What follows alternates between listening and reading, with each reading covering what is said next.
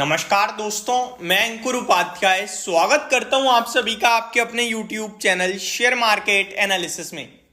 यहां आप सभी के साथ एक बड़ी और ब्रेकिंग न्यूज शेयर कर रहा हूं। देखिए, ब्रेकिंग न्यूज तो नहीं है लेकिन बड़ी खबर जरूर है।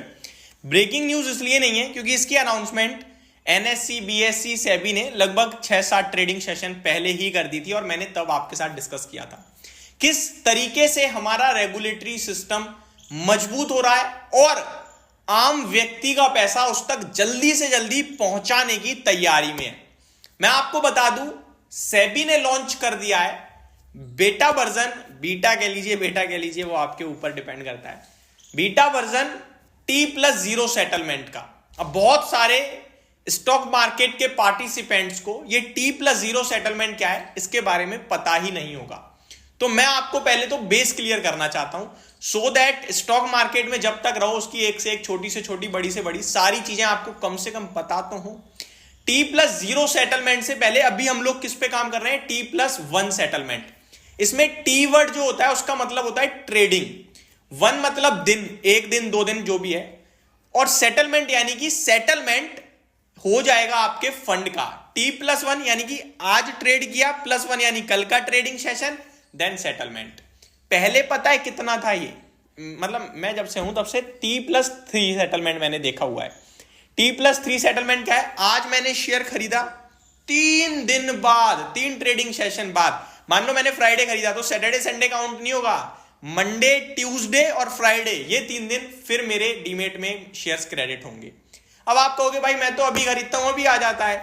एग्जैक्टली आपके पास आ जाता है और जिसने आपको बेचे हैं पैसा भी उसके पास चला जाता है, लेकिन विड्रॉ नहीं होता वो अमाउंट, सेटलमेंट नहीं होता है। आप अभी भी करना, अभी भी मैं बता रहा हूं, आप आज शेयर खरीदना और कल शेयर बेच देना, फिर फंड तो आपके डीमेट में दिखेगा लेकिन वो विड्रॉ नहीं होगा। आप विड्रॉ क्लिक करो, वहां पे दिखेगा अमाउंट कुछ और है, क्योंकि ये जो फंड है सेटल ही नहीं हुआ, ये सेटल होगा परसों, क्योंकि T+1 में अभी हम।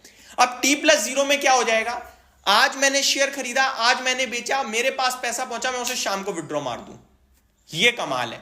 यानी कि जो पैसा स्क्रीन पे दिख रहा है वो पैसा मेरा है, अर्जेंट नीड है, मैं निकाल सकता हूं। पहले ये T+15 होता था। सोचो, आज मैंने शेयर बेच दिए, मेरे को पैसे की कितनी भी नीड हो मेरे पास नहीं आएंगे 16-17 दिन तक। अभी है जहां पे अगर आज मैंने शेयर्स खरीद के बेच दिए, मेरे को पैसे की नीड है, मेरे पास पैसा नहीं आएगा 2 दिन तक, मेरे को विड्रॉ करना पड़ेगा कल जब सेटल हो जाएगा उसके बाद।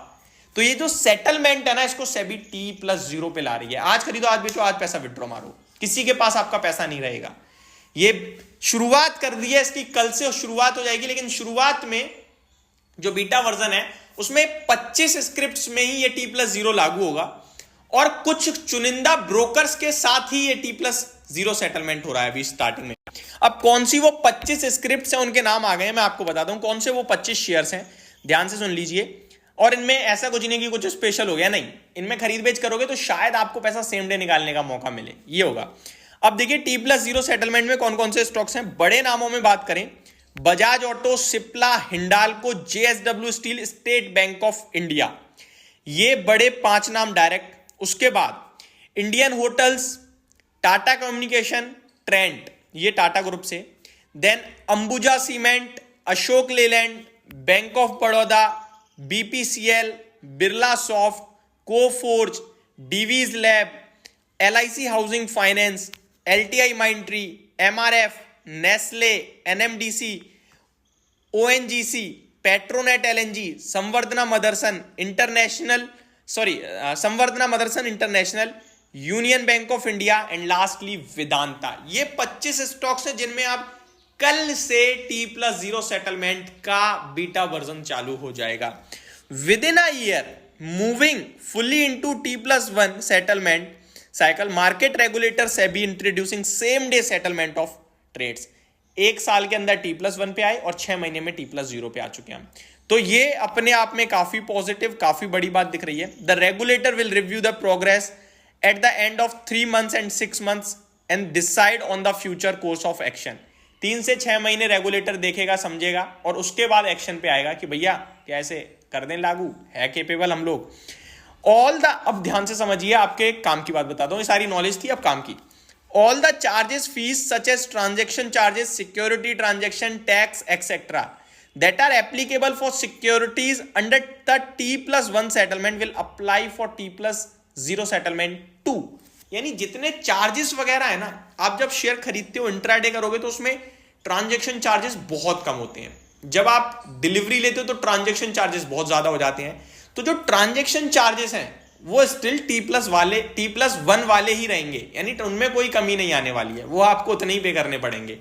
तो ये मेरी तरफ से पूरी की पूरी डिटेल्स थी. होप आपको सारी चीजें समझ में आई होंगी. Thank you so much for watching this video. Have a great day guys.